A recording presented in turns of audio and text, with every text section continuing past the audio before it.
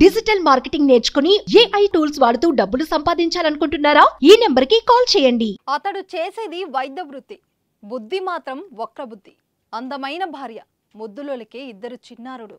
వారితో అన్యోన్యంగా ఉండాల్సిన అతడు పక్క చూపులు చూశాడు. అతడు పనిచేసే ఆసుపత్రిలో కేరళకు చెందిన నర్సును ప్రేమించాడు.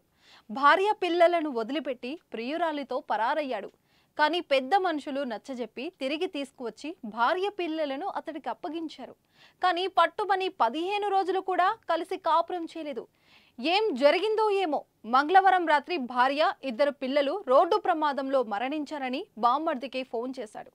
తమకు కూడా గాయాలు అయ్యాయని పరారయ్యాడు. ఈ దారుణ విషాద ఘటన తెలంగాణ రాష్ట్రంలో చోటు చేసుకుంది.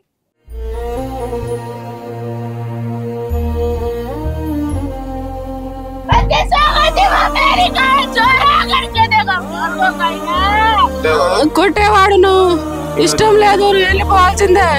వాళ్ళ హస్బెండే చంపేశారని మాకు అనుమానం ఉంది. ఖమ్మం జిల్లా ఎన్కూరు మండలం రంగాపురానికి చెందిన హరిసింగ్, పద్మ దంపతులకు 3 కుమార్తెలు, 1 కుమారుడు. అయితే చిన్న కుమార్తె కుమారిని రఘునాథపాలెం మండలం బాబోజీ తండాకు చెందిన ఫిజియోథెరపిస్టు ప్రవీణ్ కిచ్చి వివాహం చేశారు.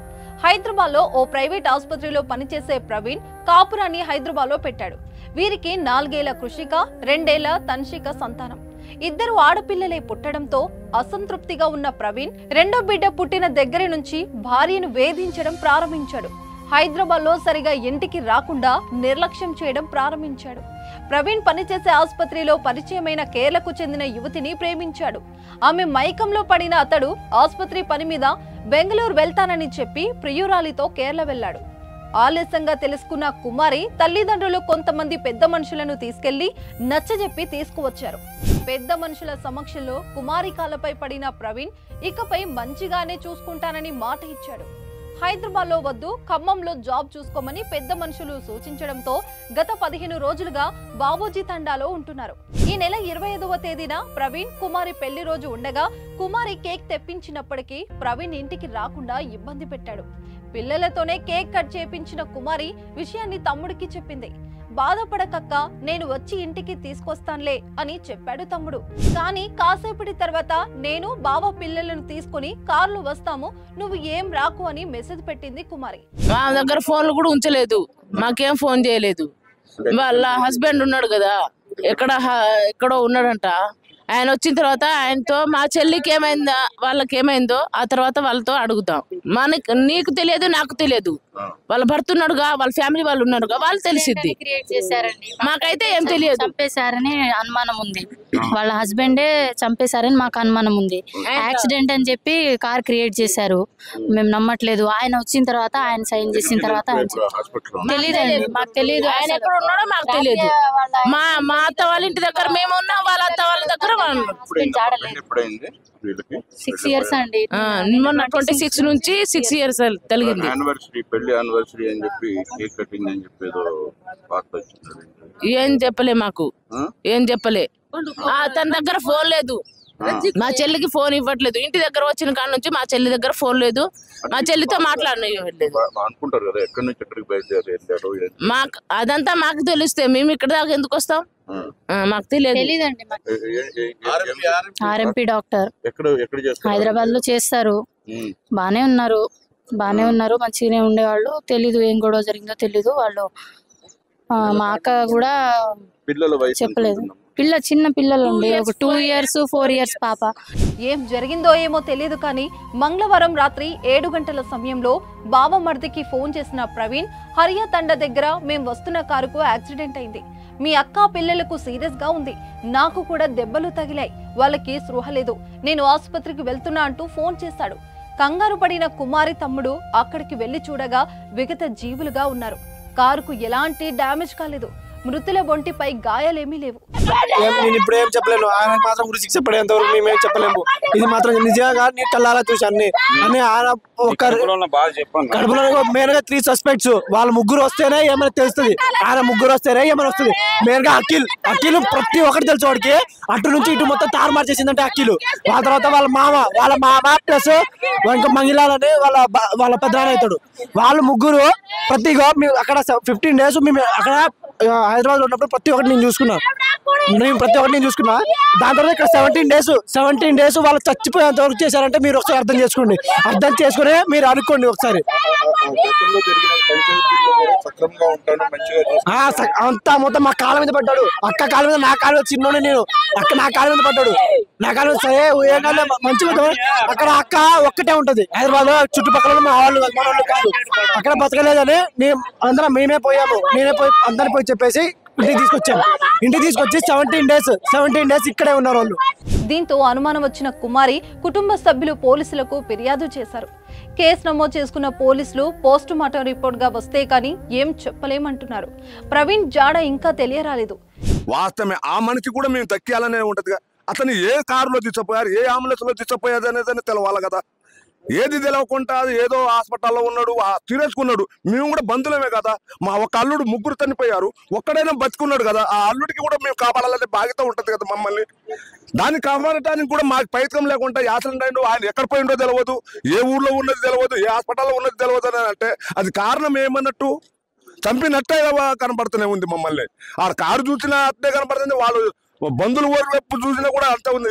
వాళ్ళు దాకా రాత్రి నుంచి మేము 7-8 గంటల నుంచి ఇప్పుడు దాకా కూడా కనీసమైన ఒక మనిషి వాళ్ళు ఎలాగ చచ్చిపోయారు, ఎలాగ ప్రమాదం అయింది అనేది కూడా చెప్పడానికి దిక్కుదిరాబు లేకుండా మేము తల్లిదండ్రుల్లో అమ్మాయి తరపున ఉన్న ఇబ్బంది పడుతున్నాం తప్ప వాళ్ళు హారంగా 3 పూటలు భోజనాలు చేసుకుంటా టిప్పులు చేసుకుంటా వాళ్ళు ఉంటారు సార్. ఏది ఏమైనా ముద్దులొలికే 2 చిన్నారులతో పాటు తల్లి కూడా మృతి చెందడంతో 2 గ్రామాల్లో విషాద ఛాయలు అలుముకున్నాయి. కొట్టేవాడును ఇష్టం లేదు, వెళ్ళిపోవాల్సిందే.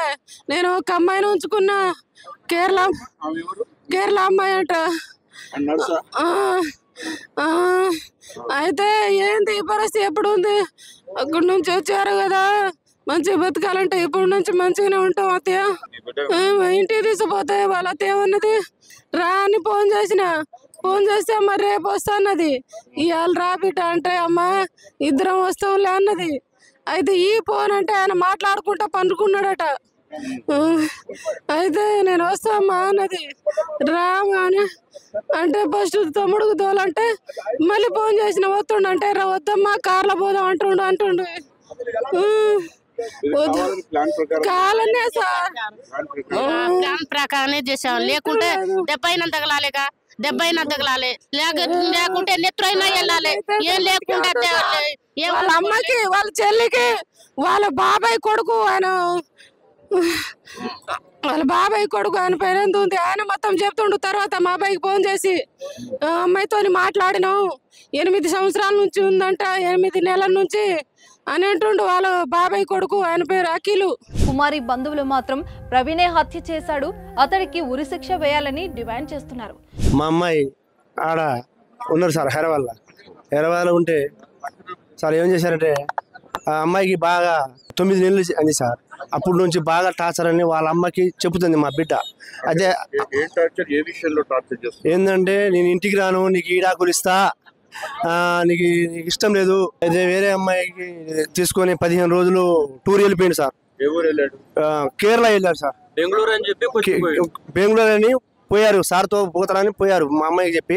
అయితే కేరళ వెళ్ళిపోయింది సార్. సార్లకి ఫోన్ చేస్తే సార్లు ఇంటికాడనే ఉన్నారు, మేమందరం ఇంటికాడ వచ్చేసాం, 2 రోజులకి మేము వచ్చేసాం.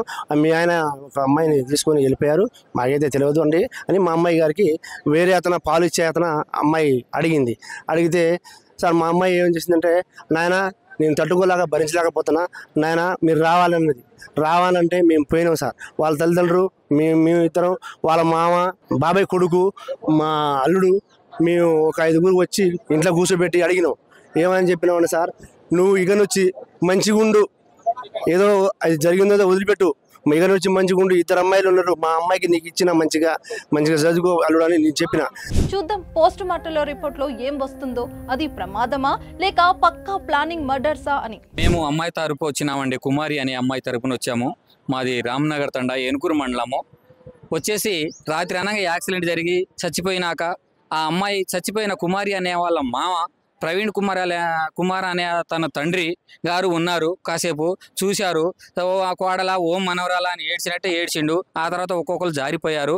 ప్రవీణ్ అనే వ్యక్తి ఎక్కడున్నాడు, యాక్సిడెంట్ జరిగిన మాట అయితే వాస్తవం అన్నారు. యాక్సిడెంట్ జరిగింది ఓకే, అమ్మాయిని 3 డెడ్ బాడీలని తీసుకొచ్చి శవాలని హాస్పిటల్లో అప్పగించారు, గవర్నమెంట్ హాస్పిటల్లో ఖమ్మం. అది ఆ యాక్సిడెంట్ చేసిన కారు డ్రైవరా, ఓనరా లేదా హస్బెండా అనేది కూడా రెస్పాన్స్ లేదు. అతను ఫోటో కూడా ఏది యాక్సిడెంట్ అయినట్టు ఫోటో కూడా అక్కడ లేదు. ఆ తర్వాత చచ్చిపోయినట్టు ఒక అమ్మాయి కాళ్ళు, చచ్చిపోయిన కుమారి తన భార్య కాళ్ళు పట్టుకొని ఏడ్చినట్టు ఒక చిన్న వీడియో కనపడుతుంది. ఆ వీడియోలో కూడా అనుమాస్తంగా ఉంది. ఎలా అంటే ఎవరైనా చిన్నపిల్లలకి ఏదైనా జరిగినప్పుడు మన భార్యకి కానీ పిల్లలకి కానీ బండి కింద పడ్డప్పుడు అయినా కానీ మనం పోయి ఫస్ట్ భార్యను కాదు చూసేది, చిన్న పిల్లల్ని చూస్తారు. ఏ తల్లి అయినా ఏ తండ్రి అయినా చిన్న పిల్లల్ని చూస్తారు. అలాంటి విషయాలు ఏమీ జరగలేదు, చిన్న పిల్లల్ని చూడలేదు, ఏం చూడలేదు. వాడు అనుమానపరంగా ఆ అమ్మాయి కాళ్ళు పట్టుకొని ఏడ్చినట్టు నటిస్తున్నాడు.